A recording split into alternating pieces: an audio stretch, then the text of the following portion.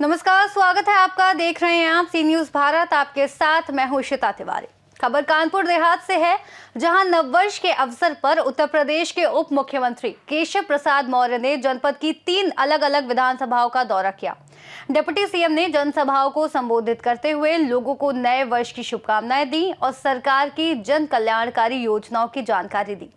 Deputy CM सबसे पहले रानिया विधानसभा क्षेत्र पहुंचे। यहां राज्य मंत्री प्रतिभा शुक्ला की मौजूदगी में उन्होंने जनसभा को संबोधित किया और बुजुर्गों को कंबल वितरित किए।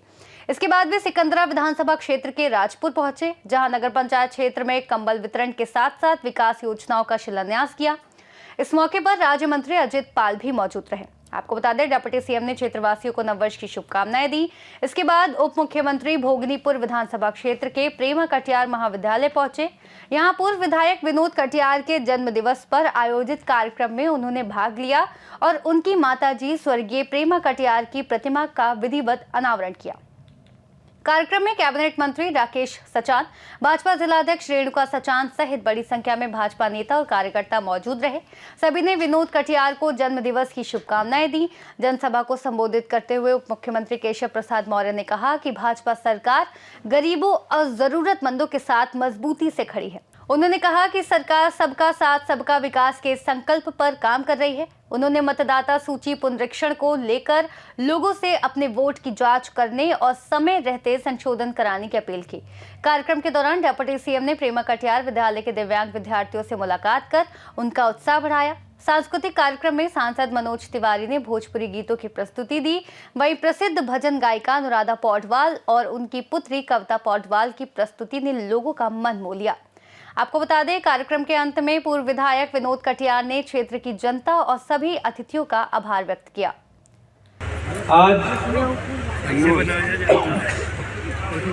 श्री विनोद कटियार जी निवर्तमान विधायक, उनका जन्मदिन है। श्री विनोद कटियार जी को सबसे पहले जन्मदिन की हार्दिक शुभकामनाएं देता हूं, मंगल कामनाएं देता हूं और भगवान से प्रार्थना करता हूं कि आप सदा स्वस्थ रहें, प्रसन्न रहें, दीर्घायु हो और समाज सेवा के क्षेत्र में जो आपका यह योगदान है, इसमें निरंतर आगे बढ़ें और आप जहां कहीं पर भी हमारी जरूरत महसूस करेंगे, हम सदा आपके साथ शामिल रहेंगे, हाजिर रहेंगे। या भरोसा दिलाते हुए जन्मदिन पर सब लोग हाथ उठा करके अपना आशीर्वाद दे दो विनोद जी को, दे दो। चलो, बहुत बहुत धन्यवाद। सांसद श्री रमेश अवस्थी जी, सब लोग परिचित है ना, हमारे भारत सरकार में तो मंत्री के रूप में सब जानते हैं, विधायक के रूप में भी सब जानते हैं, लेकिन हम सब लोग लंबे समय तक विश्व हिंदू परिषद के कार्यकर्ता के नाते साथ साथ काम किए हैं। ऐसी हमारी आदरणीय दीदी साध्वी निरंजन ज्योति जी, जिनका अभी आपने उद्बोधन सुना, आगे भी शायद आपको अभी और सुनने को मिलेगा। हमारे क्षेत्रीय अध्यक्ष भारतीय जनता पार्टी के, जिनका उद्बोधन होना था, तो मैं यहाँ पर जो दिव्यांगों की सेवा के लिए श्री विनोद कटियार जी ने कार्य किया है, मैं उसकी हृदय से प्रशंसा करता हूँ और उनको राष्ट्रपति पुरस्कार प्राप्त करने पर बधाई देता हूँ। सेवा से बड़ा कोई दूसरा काम नहीं। इन पर कई वर्षों से चल रहा था कि 1 जनवरी को आना है और 1 जनवरी को अंग्रेजी कैलेंडर के हिसाब से नया साल शुरू हो जाता है। कोई ना कोई कार्यक्रम लगा रहता है। जब श्री विनोद कटियार जी के यहाँ आने का कार्यक्रम फाइनल हो गया, तब हमारी प्रदेश सरकार में इस जिले से राकेश जी के अलावा 2 और माननीय मंत्री हैं। एक अजीत पाल जी हैं, एक प्रतिभा शुक्ला जी हैं। उन्होंने कहा विनोद जी के यहाँ जा रहे हैं, थोड़ी थोड़ी देर हमारे यहाँ भी आ जाइए। तो मुझे वहाँ भी जाना पड़ा।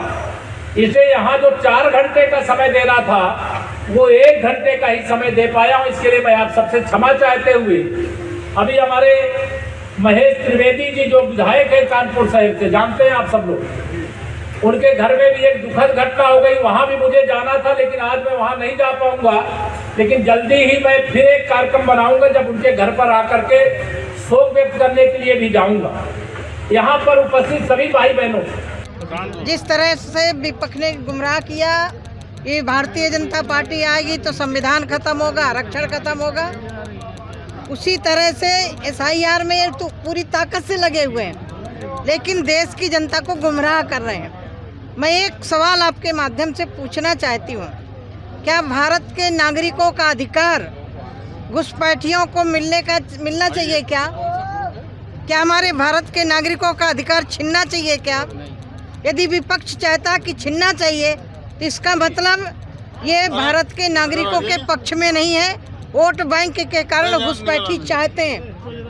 लेकिन ये भाई नरेंद्र मोदी जी की सरकार है, आदरणीय अमित भाई जी सीधे कह चुके हैं भारत वासियों का वोट काटा नहीं जाएगा और विदेशियों को यहाँ रखा नहीं जाएगा। अखिलेश यादव कहते थे मोदी वैक्सीन है, कोई लगवाना मत, लेकिन सबसे पहले लाइन में खड़े होकर के अखिलेश यादव ने लगवाया था। SIR में ये लोग लगे हैं, लगना चाहिए, अच्छी बात है, लेकिन मेरे देश में भी कोई घुसपैठी मेरे नागरिकों का अधिकार छीन रहा है और उन घुसपैठियों के माध्यम से कोई गलत काम करने वाले लोग संरक्षण पा रहे हैं, तो इस देश के अंदर वो होने वाला नहीं है।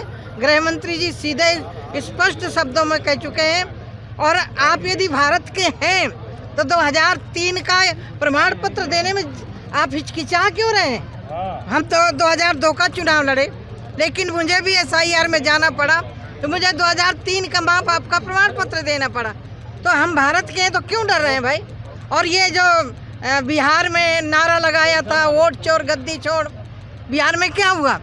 एक भी नागरिक शिकायत करने निर्वाचन आयोग में नहीं गया। और जिस महिला को लेकर तो अपना प्रमाण वो वोटर ID दिखा करके गई। ये देश को जनता गुमराह कर रहे हैं। अब देश की जनता गुमराह में आने वाली नहीं है। 2024 के बाद हम हरियाणा जीते, महाराष्ट्र जीते, दिल्ली जीते, बिहार जीते और जहां भी चुनाव होगा, क्योंकि जनता विकास चाहती है, जनता विभाजन नहीं चाहती, जनता विकास चाहती है। कानपुर देहात से सी न्यूज संवाददाता संजय तिवारी की रिपोर्ट। फिलहाल इस खास रिपोर्ट में इतना ही। देश और दुनिया की तमाम बड़ी खबरों के लिए आप देखते रहिए सी न्यूज भारत।